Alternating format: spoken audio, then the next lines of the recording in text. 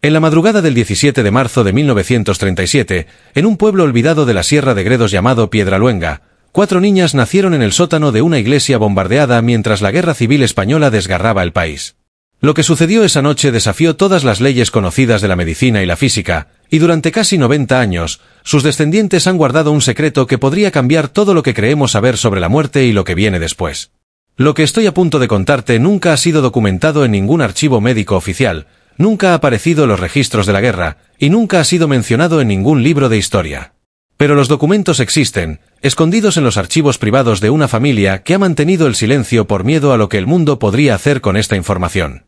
Esta noche, por primera vez, la verdad completa sale a la luz, y te advierto que lo que vas a escuchar cambiará la forma en que ves la realidad misma.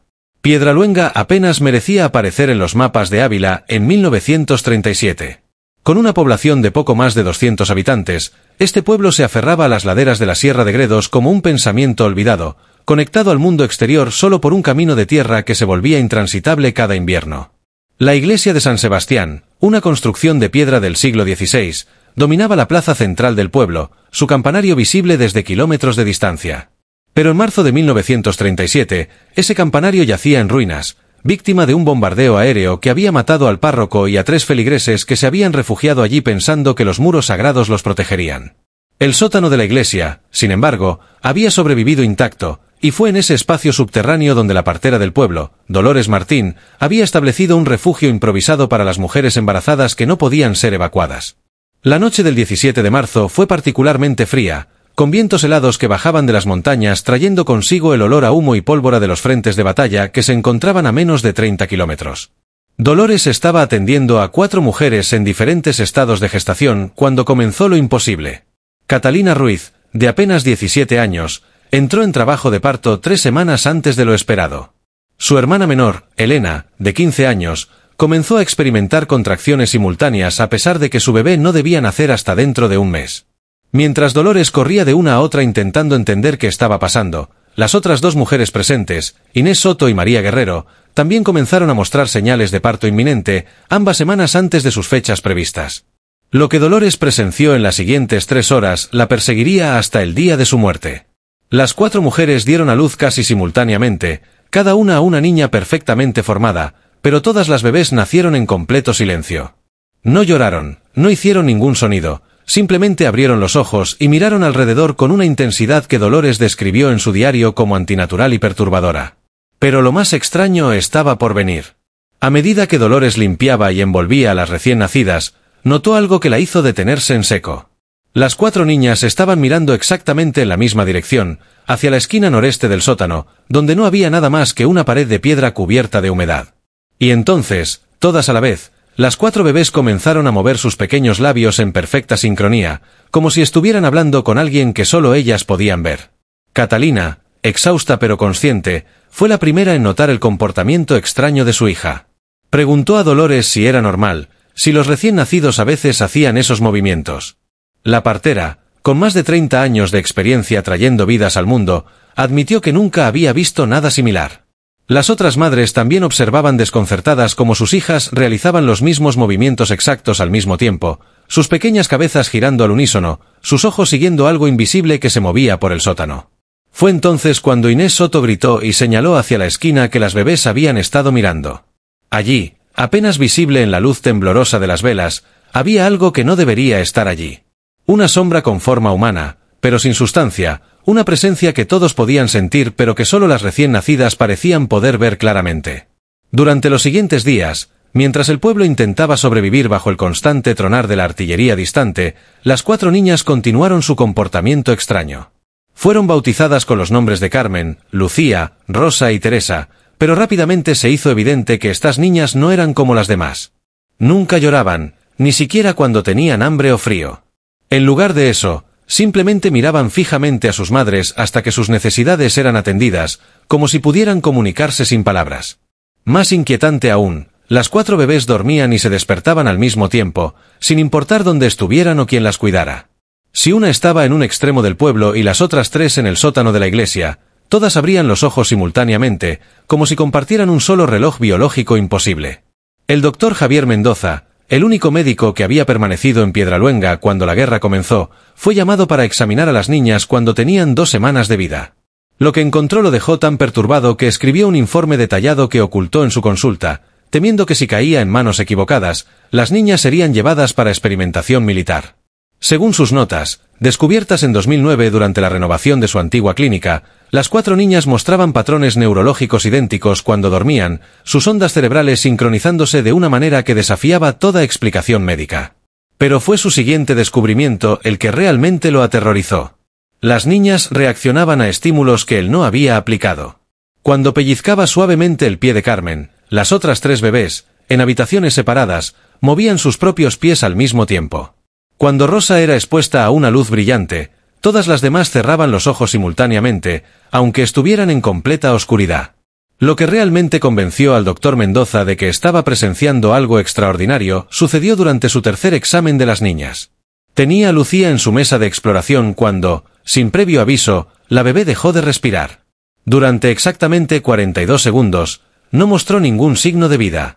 El doctor Mendoza estaba a punto de comenzar maniobras de reanimación cuando Lucía inhaló profundamente y abrió los ojos, completamente normal.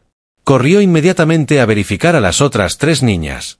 Las 4 habían dejado de respirar durante exactamente los mismos 42 segundos, y las 4 habían vuelto a la vida al mismo tiempo.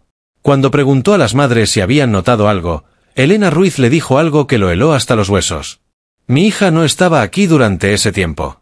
No sé cómo explicarlo, pero era como si su alma hubiera salido de su cuerpo por un momento. Los meses siguientes trajeron más revelaciones inquietantes sobre las capacidades de las 4 niñas. A medida que crecían, comenzaron a mostrar una conciencia del mundo que iba mucho más allá de lo que cualquier bebé debería poseer. A los 3 meses, todas podían seguir conversaciones complejas con sus ojos, aunque obviamente no podían hablar. A los 6 meses, cuando la mayoría de los bebés apenas están aprendiendo a sentarse, las 4 niñas ya podían caminar, y lo hacían en perfecta coordinación, como si fueran una sola persona dividida en 4 cuerpos. Pero lo que realmente empezó a asustar a los habitantes de Piedraluenga fue la forma en que las niñas interactuaban con los moribundos. El primer incidente documentado ocurrió cuando las niñas tenían 8 meses. Antonio García, un anciano de 74 años que había vivido toda su vida en Piedraluenga, estaba muriendo de neumonía en su casa. Su familia lo cuidaba en turnos, esperando el final inevitable. La tarde del 2 de noviembre de 1937, las 4 niñas, que habían estado jugando tranquilamente en la plaza del pueblo, de repente se detuvieron y miraron simultáneamente hacia la casa de Antonio. Luego, sin ninguna indicación de sus madres, las 4 comenzaron a caminar hacia allá, moviéndose con una determinación y coordinación que era espeluznante de ver.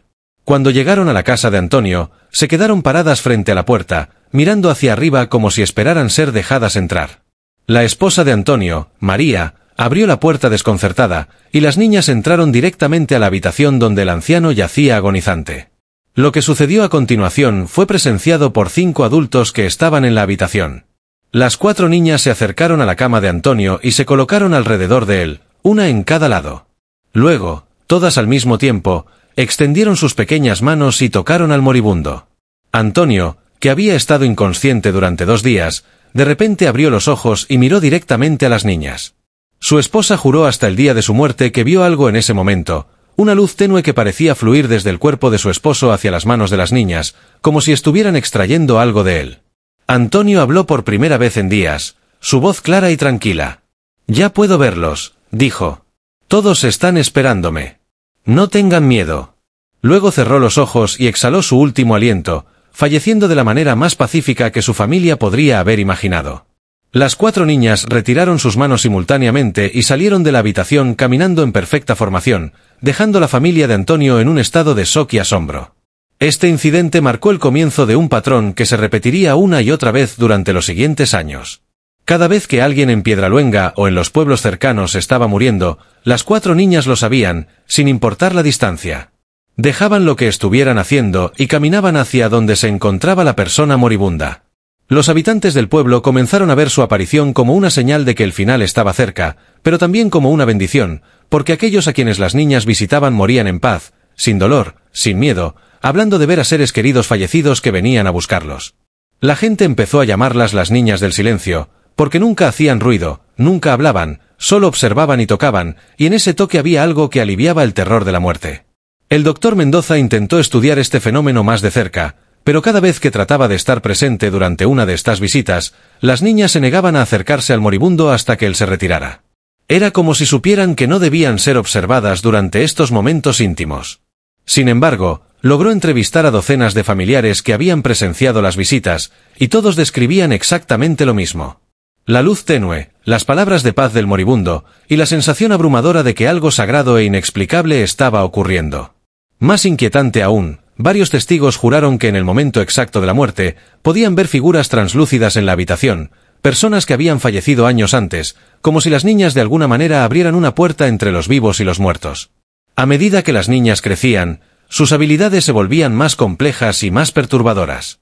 A los 2 años, todas habían comenzado a dibujar, y lo hacían con una habilidad que no correspondía a su edad. Pero no dibujaban flores o casas como los otros niños.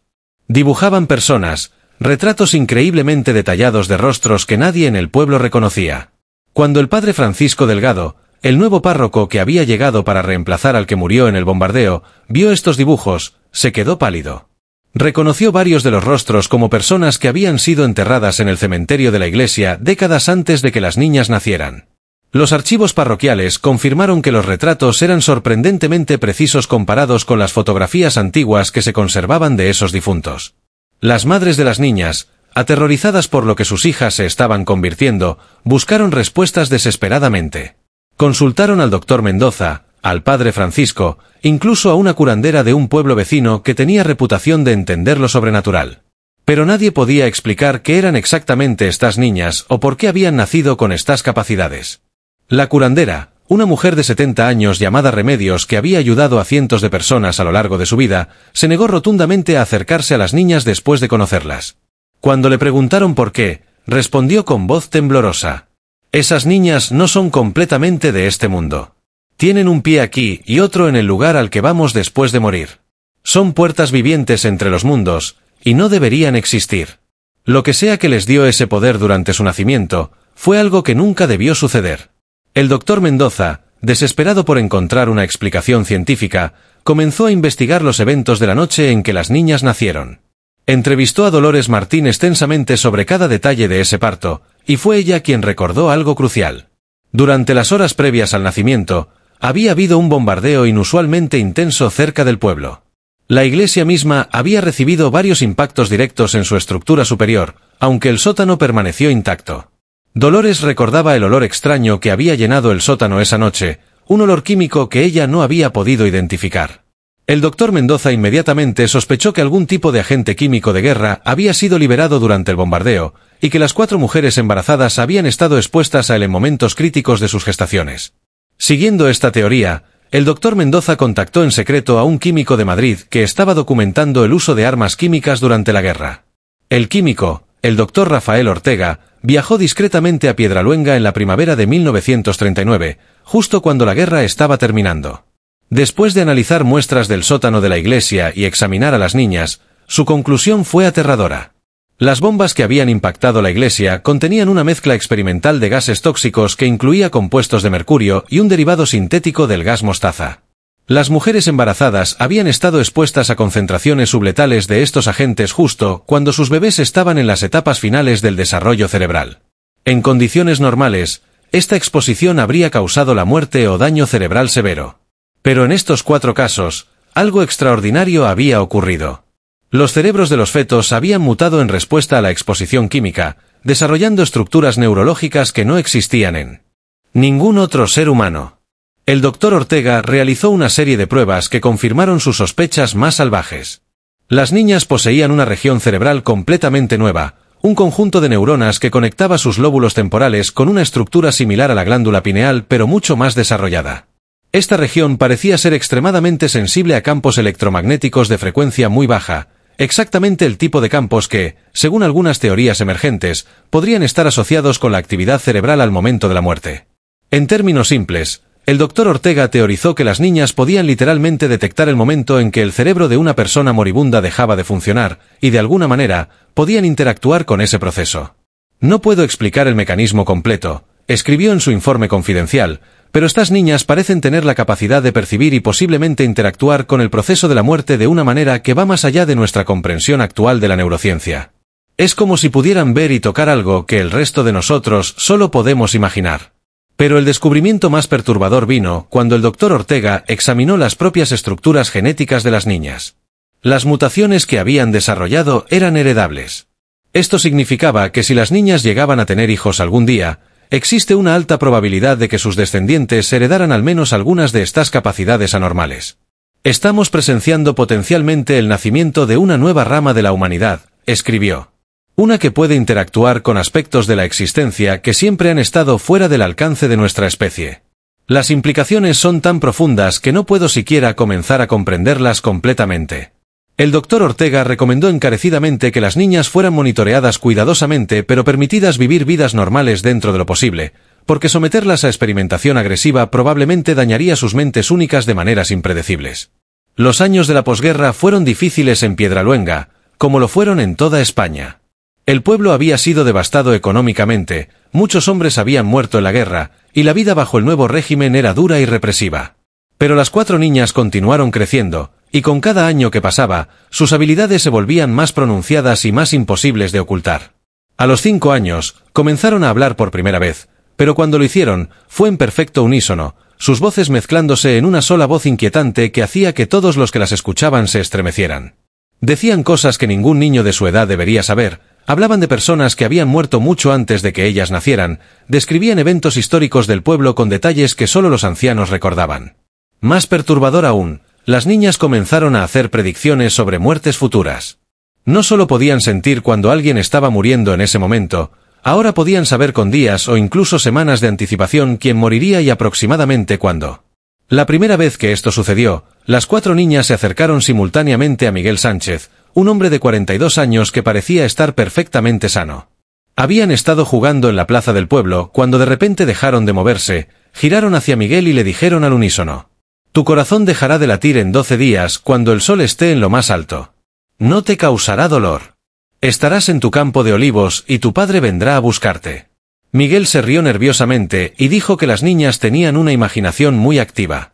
Pero exactamente 12 días después, al mediodía, mientras trabajaba en su campo de olivos, Miguel Sánchez colapsó y murió instantáneamente de un ataque cardíaco masivo. Su cuerpo fue encontrado horas más tarde por su hijo, y varios testigos juraron que en el momento exacto de su muerte, las 4 niñas, que estaban en el pueblo a varios kilómetros de distancia, se detuvieron en medio de lo que estaban haciendo y miraron hacia el campo de olivos, sus rostros mostrando una mezcla de tristeza y aceptación.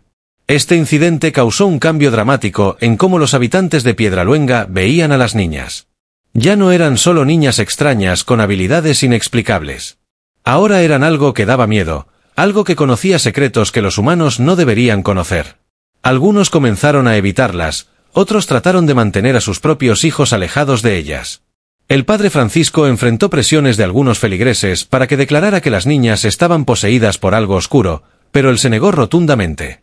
Había estado presente durante varias de las visitas de las niñas a moribundos, y lo que había presenciado no era malicia ni oscuridad, sino algo que él describió como profundamente sagrado, aunque incomprensible. «Estas niñas no causan la muerte», insistía. «Simplemente la acompañan. Y en ese acompañamiento, hay gracia». Pero no todos en el pueblo compartían la perspectiva compasiva del padre Francisco. A mediados de 1942, cuando las niñas tenían 5 años, un grupo de vecinos liderados por un hombre llamado Tomás Prieto intentó forzar a las autoridades locales a enviar a las niñas a un hospital psiquiátrico en Salamanca.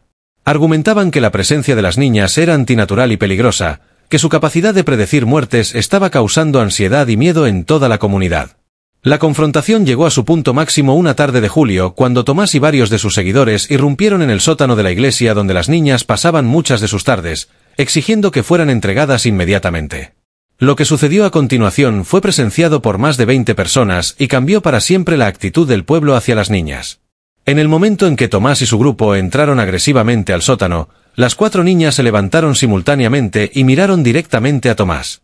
Luego, en esa voz unificada que siempre usaban cuando hablaban juntas, dijeron algo que hizo que todos en la habitación se quedaran helados.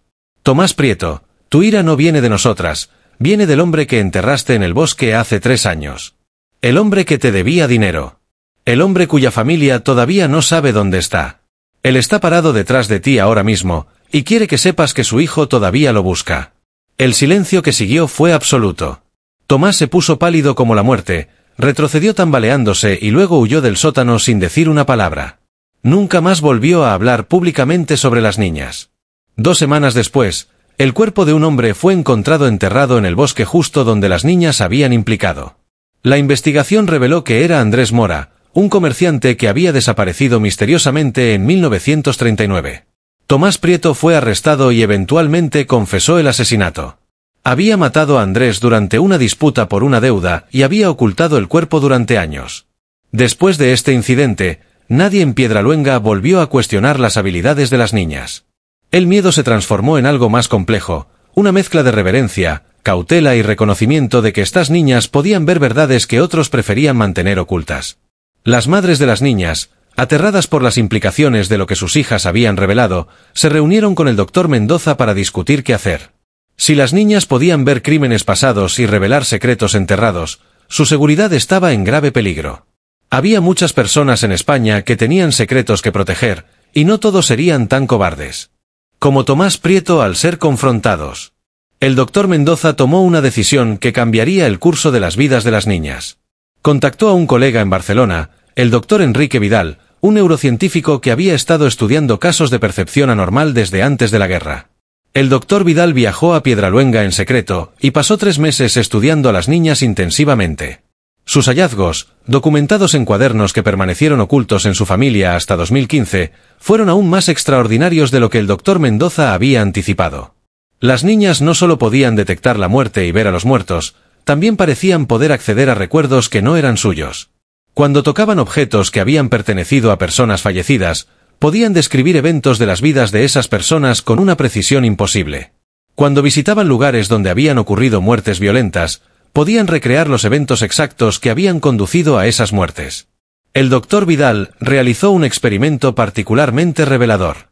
Le dio a cada niña un objeto diferente que había pertenecido a personas que habían muerto décadas antes, sin decirles nada sobre los objetos o sus antiguos dueños. Carmen recibió un reloj de bolsillo que había pertenecido a un soldado que murió en la Primera Guerra Mundial. Lucía recibió un pañuelo que había pertenecido a una mujer que murió durante el parto en 1920. Rosa recibió un libro que había pertenecido a un maestro que se suicidó en 1925. Teresa recibió un rosario que había pertenecido a una monja que murió de tuberculosis en 1930. En cada caso, las niñas sostuvieron los objetos durante unos momentos y luego comenzaron a relatar las historias de sus antiguos dueños con detalles que posteriormente fueron verificados contra registros históricos. Describieron sus nombres, sus familias, las circunstancias exactas de sus muertes, e incluso los pensamientos finales que habían pasado por sus mentes en el momento de morir. Estas niñas no solo perciben la muerte, escribió el doctor Vidal. De alguna manera, pueden acceder a los ecos electromagnéticos que las conciencias dejan atrás cuando el cuerpo muere. Es como si pudieran leer las grabaciones neurológicas que quedan impresas en objetos y lugares. No tengo una explicación para cómo esto es posible desde el punto de vista de la física o la neurociencia conocida, pero los datos son innegables. Estamos presenciando una forma de percepción que trasciende lo que entendemos sobre los límites de la conciencia humana. El doctor Vidal hizo una predicción final en sus notas que resultaría ser profética. Si estas capacidades son heredables, como sugieren las pruebas del doctor Ortega, entonces dentro de 2 o 3 generaciones podría haber suficientes personas con estas habilidades para cambiar fundamentalmente la forma en que la humanidad entiende la muerte y la consciencia. El velo entre la vida y lo que viene después podría volverse transparente para un segmento de la población. Las implicaciones filosóficas, religiosas y sociales son tan vastas que apenas puedo comenzar a contemplarlas. Pero el destino tenía otros planes para las 4 niñas de Piedraluenga.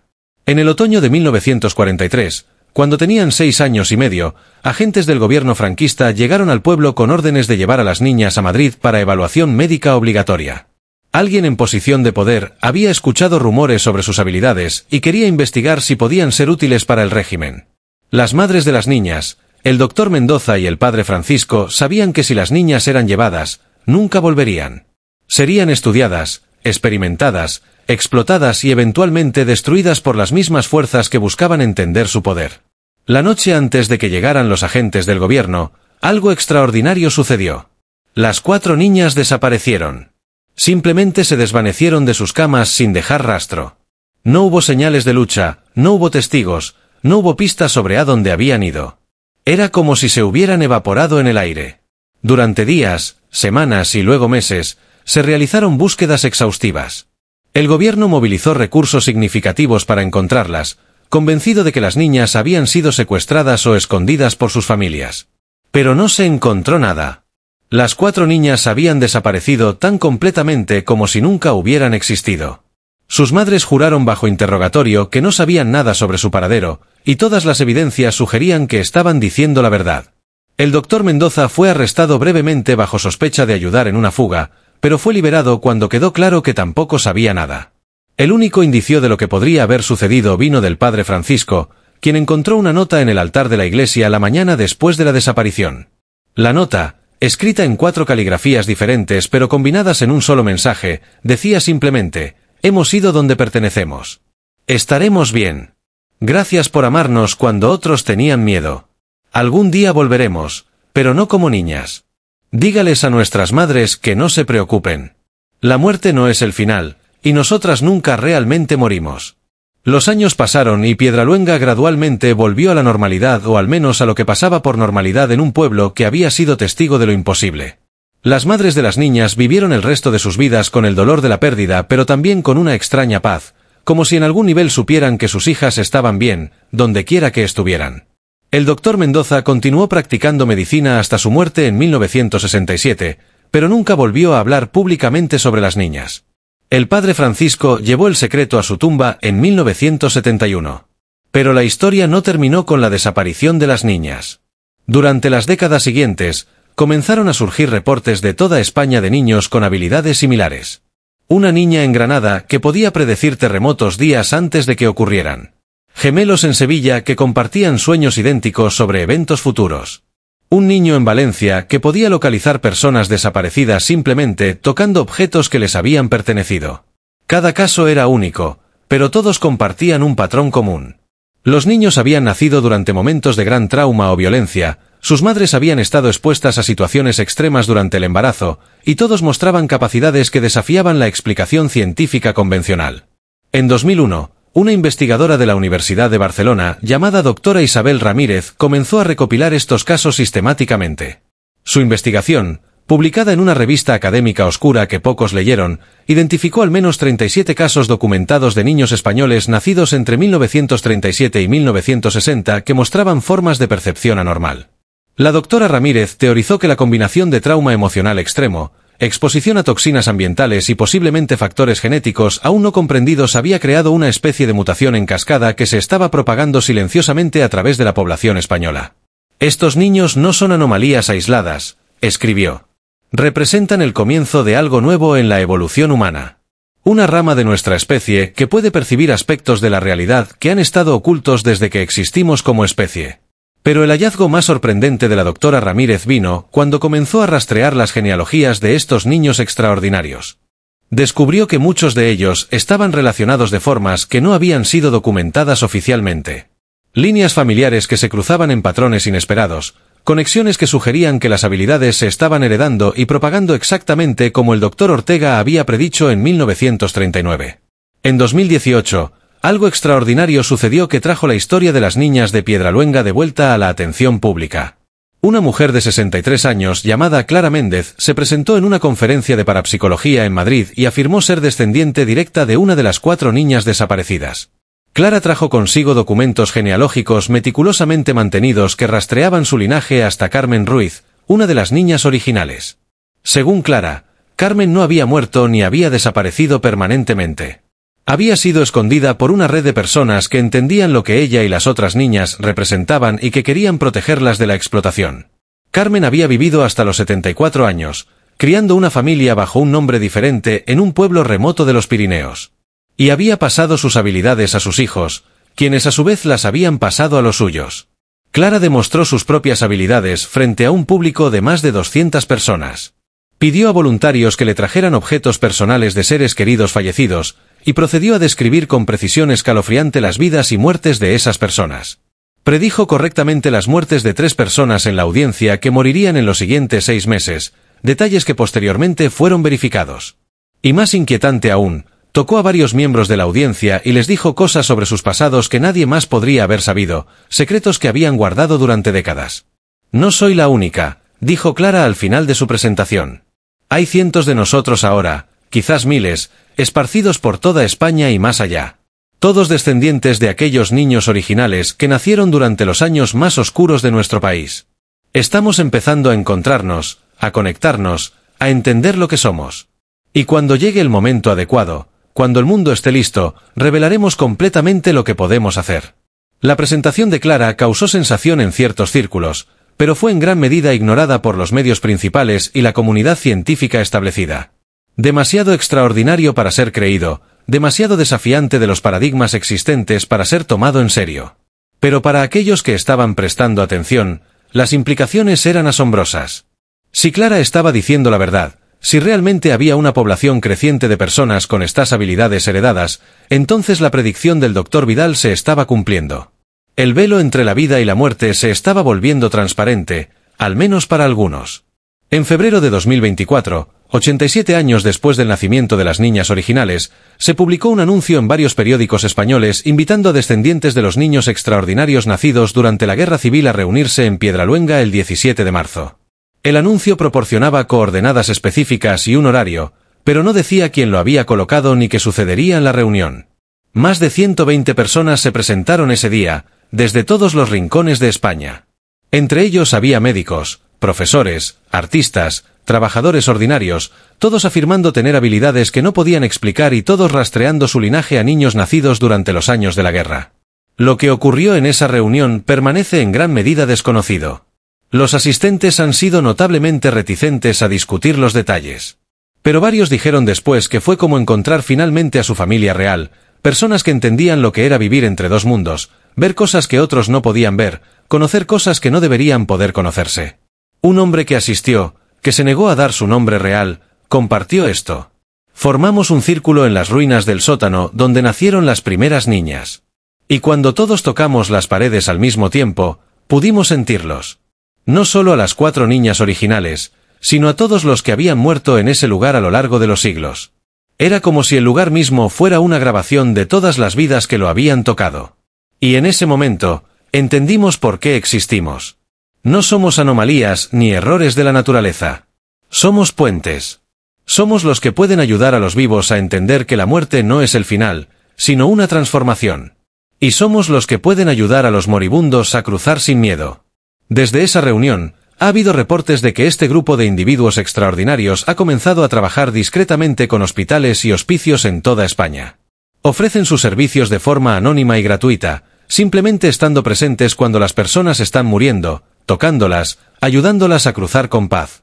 Los trabajadores de la salud que han presenciado esto informan de algo notable. Los pacientes que reciben estas visitas invariablemente mueren tranquilos, sin dolor, a menudo hablando de ver a seres queridos que han venido a buscarlos. Las tasas de uso de analgésicos para morir han caído dramáticamente en las instalaciones donde estos visitantes misteriosos son permitidos. Pero la pregunta que todos se hacen es, ¿qué viene después? Si estas habilidades continúan fortaleciéndose con cada generación, como sugiere toda la evidencia, ¿qué serán capaces de hacer los bisnietos de las niñas originales? ¿Podrán no solo percibir a los muertos, sino comunicarse con ellos directamente? ¿Podrán no solo predecir muertes, sino prevenirlas o posponerlas? ¿Y qué significará para la humanidad si una parte significativa de la población puede probar definitivamente que la conciencia sobrevive a la muerte del cuerpo? La historia de las 4 niñas que nacieron en el sótano de una iglesia bombardeada durante una de las noches más oscuras de la historia española continúa desarrollándose casi 90 años después.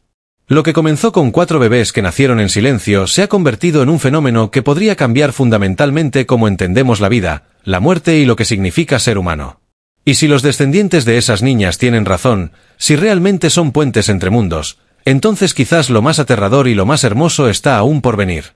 Quizás estamos presenciando los primeros pasos de una transformación en la conciencia humana que hará que todo lo que hemos creído sobre la mortalidad parezca primitivo y limitado. Entonces, ¿qué piensas? ¿Es posible que traumas extremos y circunstancias extraordinarias puedan desbloquear capacidades latentes en el cerebro humano?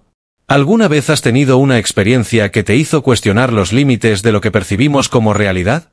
Déjame tu comentario abajo compartiendo tus pensamientos. Y si esta historia te ha fascinado tanto como a mí, Compártela con alguien que también ame los misterios que desafían todo lo que creemos saber. Nos vemos en el próximo vídeo, donde exploraremos otro secreto enterrado en la historia de España que el mundo aún no está listo para enfrentar.